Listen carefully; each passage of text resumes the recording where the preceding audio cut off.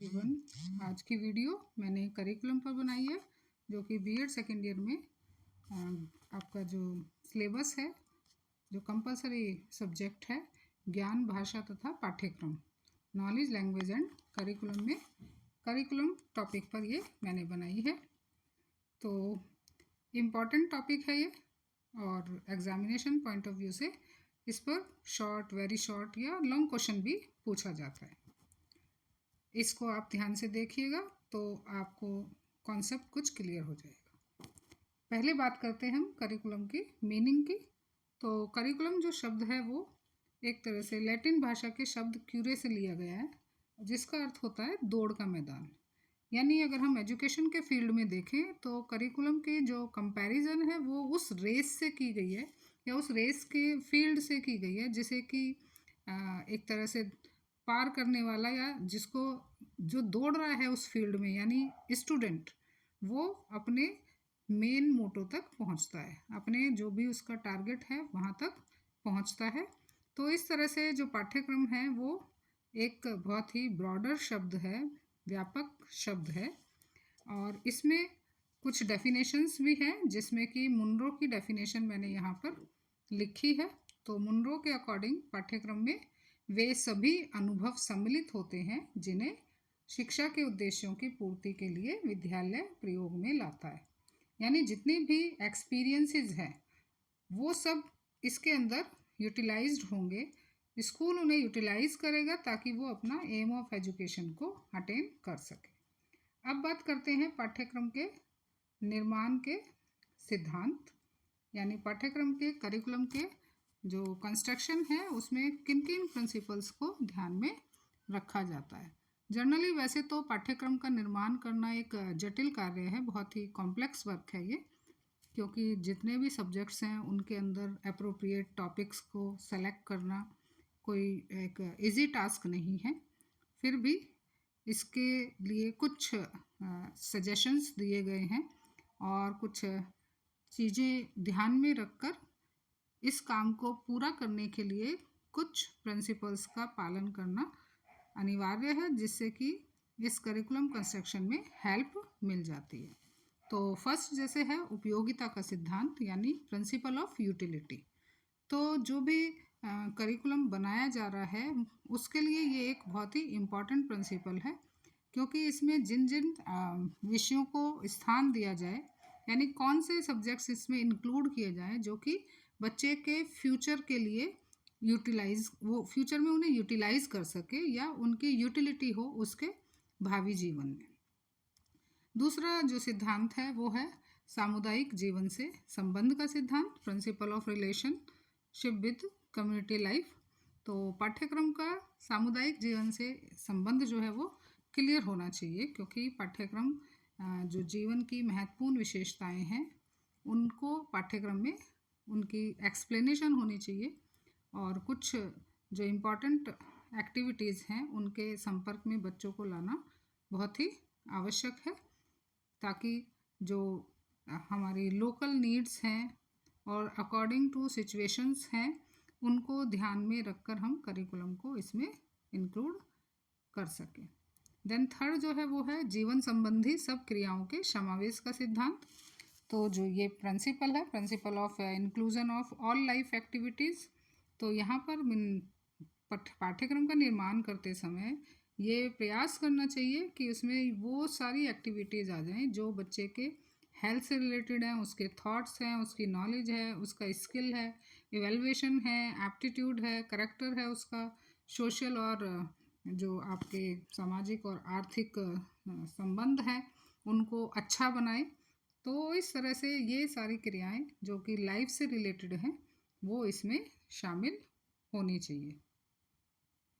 इसके बाद जो मैंने ये 8th वाला पॉइंट जो है आपका पहले इसमें मैंने डिटेल में बता दिया है जीवन संबंधी। हम आते हैं इसमें अब थर्ड पर, विविधता तथा लचीलेपन का सिद्धांत, principle of variety and elasticity. तो पाठ्यक्रम में विविधता और लचीलेपन होना चाहिए, यानी वो एक तरह से रिजिड नहीं होना चाहिए यहाँ पर, क्योंकि अगर ये फ्लेक्सिबल नहीं है तो इससे क्या होगा कि जो हम स्टूडेंट्स को ज्ञान दे रहे हैं तो वो वहाँ पर स्टूडेंट की जो इंटरेस्ट है उसका ध्यान नहीं रहेगा। तो जो भी पाठ्यक्रम बनाया जाए उसमें स्टूडेंट्स की इंटरेस्ट का, उसकी इंडिविजुअल डिफरेंसेस का, उसके एटीट्यूड्स का, उसकी जो नीड्स हैं उनके अकॉर्डिंग उसे बनाना चाहिए।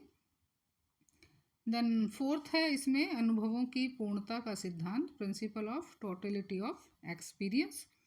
तो यहाँ पर एक तरह से शिक्षा की जो आधुनिक विचारधारा है, जो प्रेजेंट में जो थॉट्स हैं उसके अकॉर्डिंग केवल जो पाठ्यक्रम है, जो करिकुलम है, उसमें सैद्धांतिक विषय नहीं होने चाहिए, बल्कि उसमें मनुष्य उन अनुभवों का भी एक्सपीरियंसेस को भी प्लेस देना चाहिए जो कि बालक को विभिन्न क्रियाओं द्वारा प्राप्त उससे होती हैं। जैसे स्कूल है, लाइब्रेरीज़ हैं, और ये लेबोरेटरीज़ हैं, वर्कशॉप्स हैं, इवन स्पोर्ट्स फील्ड्स हैं, टीचर्स हैं, या आपस में जो स्टूडेंट इंटरेक्शन करते हैं, इन सारी चीज़ों को भी पाठ्यक्रम में शामिल करना चाहिए।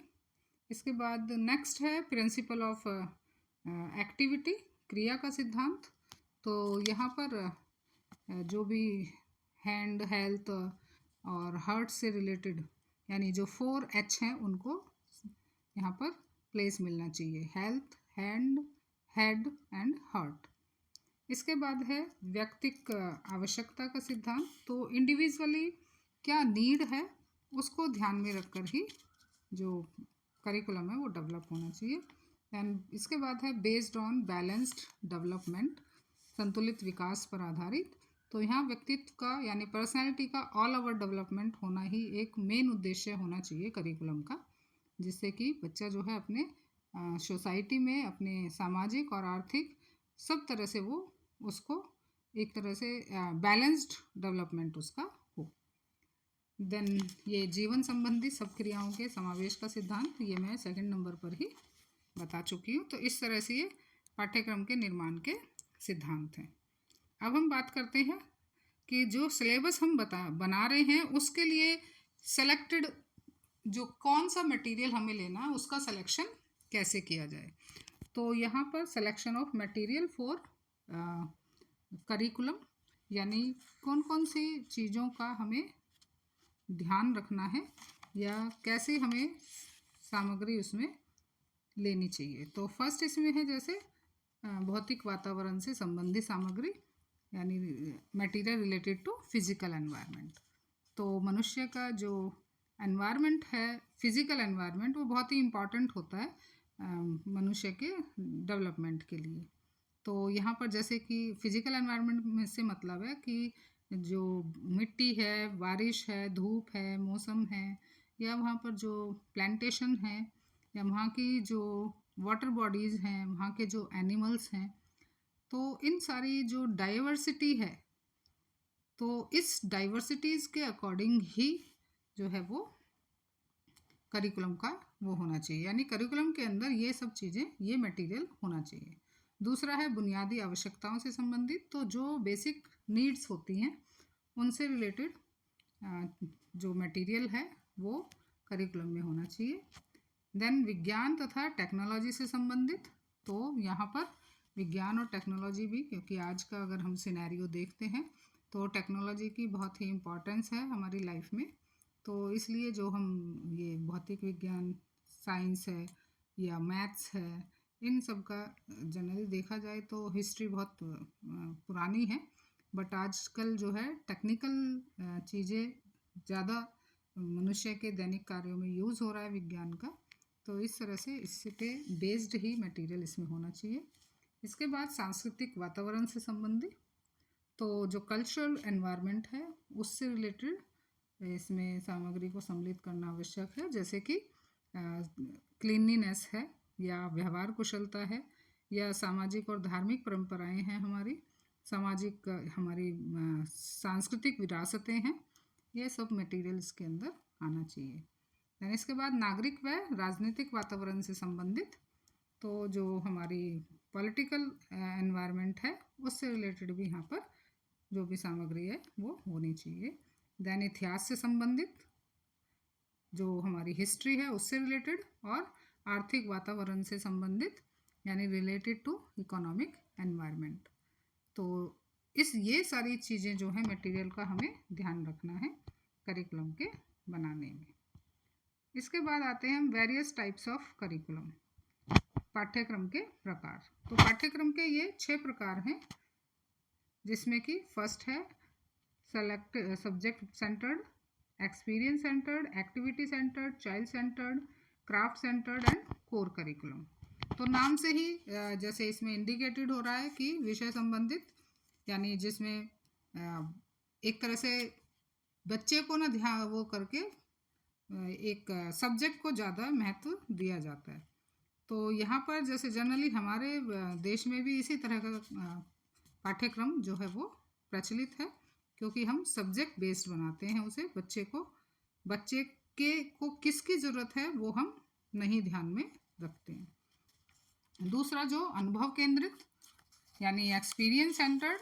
तो एक्सपीरियंस सेंटर्ड में यहाँ पर बालक के जो विकास है उसके लिए एक्सपीरियंस को विशेष महत्व दिया जाता है, या अगर हम कहें तो अनुभव केंद्रित जो पाठ्यक्रम है, जो एक्सपीरियंस सेंटर्ड करिकुलम है, वो सब्जेक्ट की अपेक्षा अनुभवों पर आधारित होता है। देन है हमारा एक्टिविटी सेंटर्ड। तो यहाँ पर इसमें एक्टिविटीज़ को, विभिन्न कार्यों को विशेष स्थान दिया जाता है। और जॉन डिवी ने भी ये कहा था कि जो एक्टिविटी बेस्ड करिकुलम है वो बच्चे को जो हमारे सोशल वर्क्स हैं उनमें रुचि लेने में हेल्प करता है और उसके पर्सनैलिटी का ऑल ओवर डेवलपमेंट करता है। इसके बाद है बाल केंद्रित यानी चाइल्ड सेंटर्ड। तो चाइल्ड सेंटर्ड जो करिकुलम है वो ये है कि जिसमें बच्चे को मेन प्रायोरिटी दी जाती है, उसका ध्यान रखा जाता है कि उसके क्या उसे चाहिए, क्या उसकी नीड्स हैं, उसकी आवश्यकताएं क्या हैं, क्षमताएं क्या हैं और रुचि क्या है। देन है क्राफ्ट सेंटर्ड। तो यहाँ पर जो क्राफ्ट से रिलेटेड, जैसे कि बहुत सारी क्राफ्ट्स या शिल्प कलाएँ हैं, कताई, बुनाई या लकड़ी के काम हैं। तो बेसिक शिक्षा में जनरली इस तरह के पाठ्यक्रम का विशेष महत्व होता है। देन है कोर पाठ्यक्रम।